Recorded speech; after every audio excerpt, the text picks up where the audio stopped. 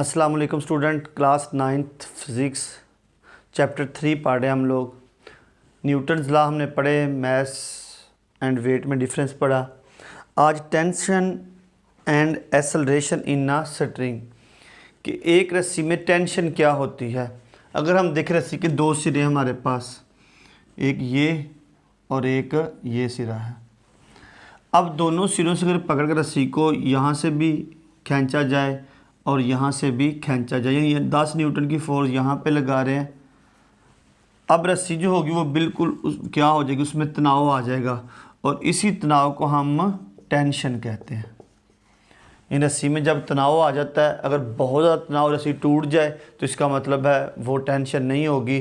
ठीक है, यहाँ रस्सी में अगर है तो ऐसे अगर हो रस्सी तो ठीक है, तो ये भी टेंशन नहीं होगी। जब रस्सी को दोनों सिरों से खींचा जाए और रस्सी में तनाव आ जाए तो इसी तनाव को हम टेंशन कहते हैं।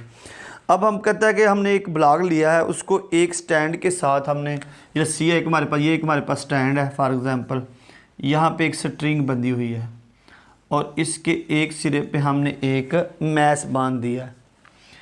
अब क्या होता है स्टूडेंट, देखें तो मैस जो होता है इस पर क्योंकि इसका वेट है तो वेट की वजह से जो ये ब्लॉक है ये कहाँ पे मूव करता है, नीचे की तरफ। अब ब्लॉक जब नीचे की तरफ मूव करना शुरू कर देता है तो थोड़ी दूर जाके ब्लॉक जो होता है वो रुक जाता है। अब इसका अपर एंड जो है स्टैंड के साथ ये फिक्स है, ये किसी तरह की मूवमेंट नहीं कर रहा। लेकिन ब्लॉक कहाँ मूव कर रहा है, नीचे, और थोड़ी देर बाद क्या होता है, ब्लॉक मूव नहीं करता बल्कि एक जगह पे आके बिल्कुल ठहर जाता है। अब ब्लॉक नामज़ीद नीचे क्यों नहीं जाता, अगर ब्लॉक जो है उसमें क्योंकि मैस और gravity is equal to weight है। अब ब्लॉक नीचे जाता है due to the gravity, mass and gravity is equal to, अपने वेट की वजह से वो डाउनवर्ड डायरेक्शन में मूव करना शुरू कर देता है। अब जो ये हमारे पास स्ट्रिंग है, रस्सी जो है, इसमें क्या आ गई, टेंशन। अब ये टेंशन जो है इस रस्सी के अंदर, तो ये टेंशन जो है ये ब्लॉक को कहाँ पे मूव करवाने की कोशिश कर रही है, अपवर्ड डायरेक्शन में।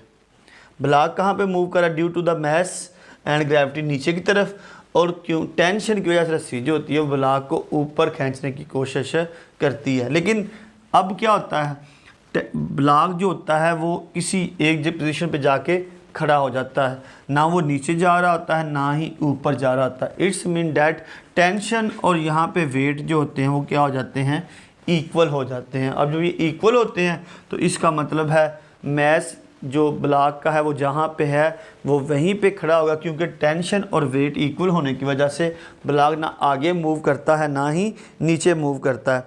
तो जब ब्लॉक डाउनवर्ड डायरेक्शन में मूव करता है, यानी हमने यहाँ से छोड़ा ब्लॉक को तो ये थोड़ा सा मूव करता है। अब जो ब्लॉक मूव करता है, मैस और ग्रेविटी अगर मूवमेंट होगी उसके अंदर तो वो होगी मैस एंड एक्सेलरेशन, और ये जो एक्सेलरेशन होता है इससे हम ग्रेविटेशनल एक्सेलरेशन ही, ग्रेविटेशनल एक्सेलरेशन, अगर किसी बॉडी में ग्रेविटी की वजह से मूवमेंट आए, वो कुछ डिस्प्लेसमेंट वेलोसिटी के साथ तय करता है, तो हम कहते हैं उसमें एक्सेलरेशन, और इस एक्सेलरेशन को ग्रेविटेशन एक्सेलरेशन कहते हैं। आज हमारा जो टॉपिक है tension and acceleration in a string, कि एक रस्सी में तनाव जो होता है due to the weight, block के वेट की वजह से था। वेट की वजह से जो ब्लॉक था वो नीचे डाउनवर्ड डायरेक्शन में मूव कर रहा था, और टेंशन जो थी वो ब्लॉक को अपवर्ड डायरेक्शन में मूव करवा रही थी।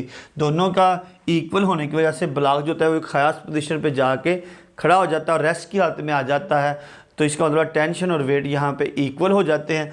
अब टेंशन का यूनिट जो है वो भी देखें स्टूडेंट, न्यूटन है, और वेट भी जो है वो भी क्या है, न्यूटन है। तो दोनों के यूनिट भी सेम है। Tension is equal to weight, यानी जितना वेट होगा उतनी ही इस स्ट्रिंग के अंदर टेंशन होगी। मतलब अगर ब्लॉक का वेट है 10 न्यूटन तो इसका रस्सी में जो तनाव आया है वो इस ब्लॉक के वेट की वजह से है, तो इसमें जो टेंशन होगी, अगर वेट 10 न्यूटन है तो टेंशन भी 10 न्यूटन ही होगी। टेंशन किसकी वजह से है, due to the weight, body का जितना वेट था उतनी ही जो स्ट्रिंग थी उसमें टेंशन आएगी। तो यहाँ पे हमारा जो टॉपिक था tension and acceleration in a string, और यही हमारा आज का आर्टिकल था चैप्टर नंबर 3 फिज़िक्स में। इंशाल्लाह नेक्स्ट आर्टिकल में हाज़िर होंगे। अल्लाह हाफिज़।